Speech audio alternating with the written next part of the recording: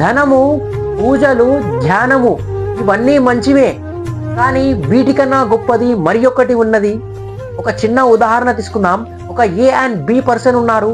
ఒక ఏ పర్సన్ ఏమో రోజు అతని గుడికి వెళ్తాడు, అతను పూజలు చేస్తూ ఉంటాడు. మరి బి పర్సన్ వచ్చేసి అతను రోజు పాఠశాలలకు వెళ్ళి వాళ్ళ గురువుల దగ్గర ఏది మంచియో ఏది చెడువో ఈ పాఠాలు అనేది నేర్చుకుంటాడు. మరి ఏ పర్సన్ వచ్చేసి ఇక్కడ గుడికి వెళ్తాడు కదా, అతను పూజలు చేస్తూ ఉంటాడు, కానీ మరి కోపము ఇంకా ఈర్ష్య భావన అనేది ప్రజలపై చూపిస్తున్నాడు. మరి అతను ఇక్కడ బి పర్సన్ ఏమో అతని గురువు దగ్గర నేర్చుకున్న పాఠాలు అవి ఉంటాయి కదా, అతను ఏదైనా తప్పులు వస్తే అతను సరిదిద్దుకుంటున్నాడు, అతను జీవితమే మారుతుంది బి పర్సన్. ఇక్కడ ఏ పర్సన్ గొప్పనా బి పర్సన్ గొప్పనా ఒకసారి కింద కామెంట్ చేయండి. ఇక్కడ కృష్ణుడు చెప్తున్నాడు ఏంటంటే కర్మ కన్నా జ్ఞానం అనేది చాలా గొప్పది.